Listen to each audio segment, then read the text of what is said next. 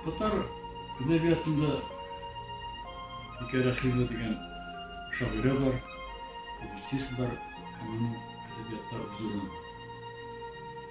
Бездә шөкер бик яхшы шағирәләр бар, илттә булганнар, бездә алар күп, хәзер соңгы дәврдә бигрәк тә күбәйде. Шулар арасында бәлки Бикә Рәхимова иң беренче шағирә түгелдер, ләкин үзенең ғәме, үзенең стиле, үзенең халык турында, милләт турында багышланган иҗаты белән, шигырьләре белән үзенең лаеклы урынын әйткәнче. Мин бөтә гомер безгә бергә гомер кичәргә туры килде. Безнең башка елларны хәтерлим, 60 елларның урталары. Бу тумышы белән Әлки районының Чуваш кече дигән авылда кече Чирмешән авыл, исеме Чуваш кече булса да татарлар яшиләр, бай кешеләр. Бик таныклы авыл иде. Һәм шунда туып үскән, шушы табигатьтә туып үскән малай. Мин беренче тапкыр кияү буларак дип әйтәләр булган. Гаҗәпләнгән булган, сокланган булган матурлыгына. Безнең үзен балык бисәсе янында. Бездә авыллар бик еш утыралар, шуңа күрә бу хәтле иркенлек юк. Теге Каманың теге ягындагы шул. Теге якларында бу иркенлекне, табигатьне күреп сокланган, бик сокланган. Бер нәрсә хәтерлә калды. Без яшь бит инде күрәсе килә. Кичке якта Бunda урманlar, бик күп урманlar башлана, берничә чакрым. Без шунда кичке якта прогулка өйрәтимен, йөреп килдек. Шул урман кырыена киттек һәм җиләкләр җыя-җыя шактый эшкә кергәнбез урманга. Бер заман кич кояш байды. Без ничектер юлдан адаштык дип әйтергә була, юлдан кирип киткәнбез, мавыга яшик. Бер заман шул мәгъләсендә төштек. Hop karnında, oralarda biliriz. Bunda bir şiir yazılaydı, ben şu şiirini iska düştü, şuna hatırlayıp çırıp atıp gittiğim öyle. Bika hanım bik dinlemişim ki şiirleriyden akşilerde şu artık bunun da albüm çıktı. Arkasında fırsat olanın şu kırkta oyuna çıkan albümde resimde kırkta hem şu bizim adaşığa bağışlama diletiminde şu şiirimde ornaştırdım. Sima, Batağan ister gibi. Batağan diyen bu şu uzmanın şu yağı Batağan diye tanıdı.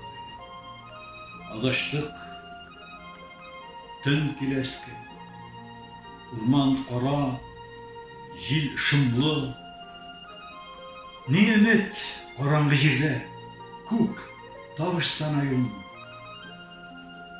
Kukte de kapkaş bulut şu, ul da yıldızsız yetim. Yağmurda kimgedir şifa, dik bizge kaherge din. Bak yüreğe şunda, ında, nedir sağalıysan, haydadır almazga akşaş, yeş bala yılıysan. Nindir kış küle kürük, nişisin de yegiz. Oğanma, bunlar sansız değil, biz de kimgedir aziz. Adaştık şu, yarısin var, yarısin yandırma, razı ikev, yüz açıp, yüzsüz alır. Şimdi bir isterim. Bizden Bika onun Zantol Şak günlük annesine, Tuvan desin Bika. 80 yaşta olan doğruydu. Bak burada, bir şey sizin. Okulun 8'inde bir cemaatçilik anı. Kayıklarında müşteri olan kişilik. Bunda ana başlangan Katar Keşesi Huzur Gazine. Zamandaşları, avuldaşları, onun icatını bilgen kişiler yığılacak olursa. Bu bizning menfaatleri, halk menfaatleri yaşayın. Humanitar bilim alıp üniversite tamamlaş, Tatar hem devleti bilgi tamamladı. Ondan sonra yeri dibjekler bizim Cennet Üniversitesi'nde hem edebiyat institutunda hizmetkar olup işledi. Ondan sonra biz Ermetkar kışı gittik 45 yıla. Şunda o kitapları işledi. Sonundan kazanarak geri kaçtım. Zok yıllar. Başlasın, bir şeyler olur da. Bu mekteplerde Tatar tili, tutup da Tatar tili hem edebiyat okudu. Şuna göre o, bizning bugün bir şeyler birler, til yazmıştır.